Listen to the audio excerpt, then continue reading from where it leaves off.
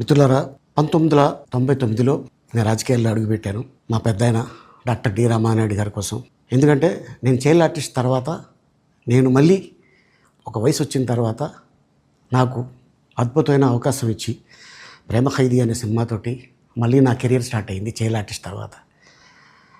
అలాగే వారు బాపట్ల నుంచి ఇలాగ నేను ఎంపీగా నుంచుంటున్నాను రా, నువ్వు రావాలి, నా క్యాన్వాస్ చేయాలి అనగానే తప్పకుండా గురుగారు, ఎందుకంటే మీ సినిమా తర్వాత నేను మళ్ళీ ఒక ఆర్టిస్ట్గా నేను ఎదిగాను, సో డెఫినెట్గా నేను వస్తాను అని చెప్పి వెళ్ళటం జరిగింది.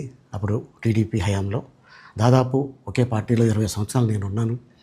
తర్వాత మళ్ళీ ఇటు రావడం జరిగింది. నాకు అన్నం పెట్టింది ఫస్ట్ నా తెలుగు ఇండస్ట్రీ, నా తెలుగు ప్రజలు, ప్రేక్షక దేవుళ్ళు, నా నిర్మాతలు, నా డైరెక్టర్సు, నా హీరోలు. ఈ రోజున ఈ రేంజ్లో నేను ఎదిగాను. 45 సంవత్సరాలు ఇండస్ట్రీలో ఉన్నాను. దాదాపు 1200 సినిమాలు పైచిలుకు యాక్ట్ చేయడం జరిగింది. 6 భాషల్లో యాక్ట్ చేయడం జరిగింది. ఓకే, నేను దయాగుణం ఉంది, భగవంతుడు ఇచ్చాడు కాబట్టి నాకు రాజకీయం తోడైతే కొద్దిగా 10 మందికి నేను సహాయపడగలను అనే ఉద్దేశంతో రాజకీయాల్లోకి వచ్చాను తప్ప రాజకీయాలు చేయాలని రాజకీయాల్లోకి రాలేదు. ఇండస్ట్రీ నాకు ఇంత మంచి లైఫ్ ఇచ్చింది, నేనేం చేస్తే బాగుంటుంది అని నలుగురిని చూసి నేను ఒక ట్రస్ట్ పెట్టుకున్నాను మా నాన్నగారి పేరున. దాదాపు 16 సంవత్సరాలు అవుతుంది నేను ట్రస్ట్ పెట్టుకొని. ఏ రోజు కూడా, ఈవెన్ దో కోవిడ్లో కూడా ప్రతి నెల వాళ్ళకి 1000 రూపాయలు నేను సాయం చేసేవాడిని. కోవిడ్లో కూడా ఆపకుండా అలా కంటిన్యూగా సాయం చేస్తూనే ఉన్నాను.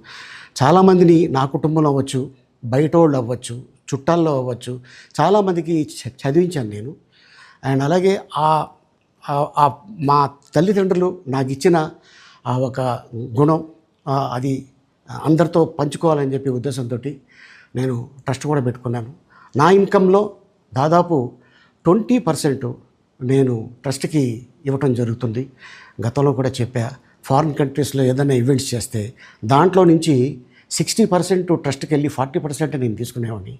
సో ఇట్లాగా చాలా సేవలు చేసి ఉన్నాను కాబట్టి ఈ మాట కూడా నేను మీకు చెప్పుకుంటున్నాను. అండ్ అలాగే నేను వ్యక్తిగతంగా ఎవరి మీద ఏ పార్టీలో ఉన్నా కూడా నేను నా పార్టీ గురించి నేను పొగుడుతాను, అక్కడ ఉన్న వ్యక్తి ఎమ్మెల్యే క్యాండిడేట్ గురించి నేను పొగుడుతాను, నా నాయకుడిని నేను పొగుడుతాను తప్ప ఎప్పుడు ఎవరిని కూడా ఒక మాట అంటాం కానీ, వాళ్ళ లైఫ్ గురించి కానీ, వాళ్ళ పర్సనల్ లైఫ్ గురించి కానీ ఎప్పుడు కూడా ఏ వేదిక మీద కూడా మీరు వెతికినా కూడా దొరకదు. అండ్ అలాగే సో నేను ఈ రోజున మీ ముందుకి రావడానికి కారణం ఏంటంటే, నేను ఏ పార్టీ మనిషిని కాదు, ఏ పార్టీ సపోర్టర్ని కాదు, ఐఎమ్ జస్ట్ కామన్ మ్యాన్గానే ఉండి ఇక నా సినిమాలు, నా షూటింగ్లు నేను చేసుకుందామని చెప్పేసి అనుకుంటున్నాను. That's it. ఈ మాట చెప్పడానికే నేను మీ ముందుకు వచ్చాను. సో నేను ప్రతి 5 సంవత్సరాలకు ఒకసారి ఎలక్షన్లో మీరు వెళ్ళి ఎలా ఓటేస్తారో నేను కూడా ఒక కామన్ మ్యాన్గా వెళ్ళి ఓటేసి వస్తాను. సో రాజకీయాలకి స్వస్తి, గుడ్ బై.